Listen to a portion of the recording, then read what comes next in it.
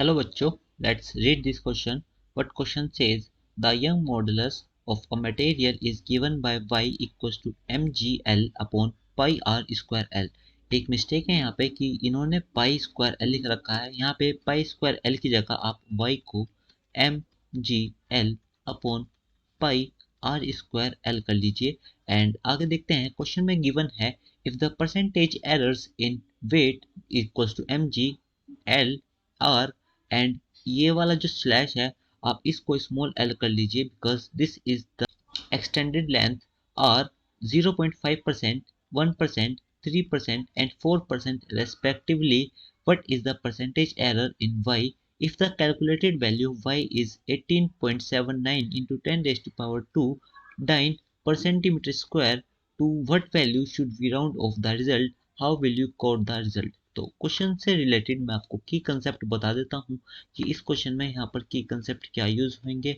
देखो, आपको percentage error in Y पूछा गया है, तो यहाँ पर आपको रिलेटिव एरर का कंसेप्ट यूज करना पड़ेगा कि हम जानते हैं जो आपका रिलेटिव एरर इन वाई लिखा जा सकता है वो कुछ ऐसे लिख सकते हैं that delta Y upon Y is equals to delta weight upon weight की value plus delta L upon L की value plus delta two R upon R. मैंने यहाँ पर टू क्यों लिखा, बिकॉज यहाँ पर आप देखोगे कि आर स्क्वायर है और जब भी हम इसमें रिलेटिव एरर निकालेंगे तो फिर इसका टू बाहर आ जाएगा और यहाँ पर हम इसका रिलेटिव एरर कुछ इस तरीके से लिख सकते हैं। तो इसीलिए यहाँ पर मैंने टू से मल्टीप्लाई किया प्लस डेल्टा एल, ये आपकी एक्सटेंडेड लेंथ है, इसका एरर, और हमें इसमें परसेंटेज एरर पूछा गया है तो फिर हमें इसको 100 से मल्टीप्लाई करना पड़ेगा। तो हम दोनों तरफ क्या करते हैं, 100 से मल्टीप्लाई कर देते हैं।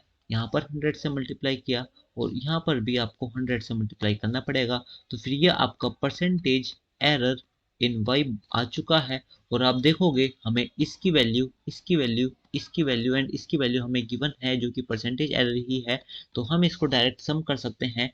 तो ये आ जाएगा 0.5% ये वेट में एरर है प्लस 1% आपका लेंथ में एरर है प्लस 2 इंटू ये आपका 3% रेडियस का एरर है प्लस डेल्टा एल आपका इसका जो एक्सटेंडेड लेंथ में एरर है ये 4% है। तो इसका जो टोटल परसेंटेज एरिया आया है this is 0.5% plus 1% plus 6% plus 4%। और यहाँ से सोल्व करने के बाद इसकी वैल्यू 10, 11, 11.5। तो फिर आपको जो परसेंटेज एरर इन वाई आया है दिस इज 11.5%। ये हमारा फर्स्ट क्वेश्चन का आंसर हो चुका है कि आपका percentage error in Y is 11.5%।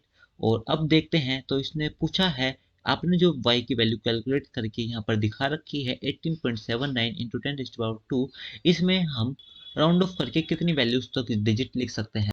तो राउंड ऑफ का एक रूल होता है कि अगर आपकी डिजिट 5 से बड़ी है, लेट्स से मैं एग्जांपल से समझाता हूँ कि ये 0.27, आप देखोगे जो 7 है वो 5 से बड़ा है, तो हम क्या करते हैं जो इसकी आगे वाली डिजिट होती है ये जो 2 है इसको +1 करके लिख देते हैं। तो फिर ये आपके पास जो राउंड ऑफ करके आंसर आएगा इसका 0.3।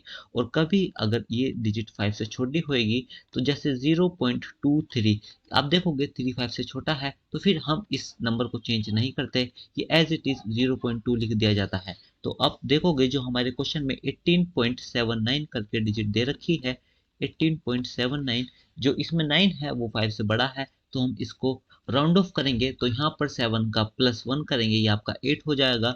तो हम इसको 18.8 आराम से लिख सकते हैं। और यहाँ पर 10⁻² आपका चल ही रहा था।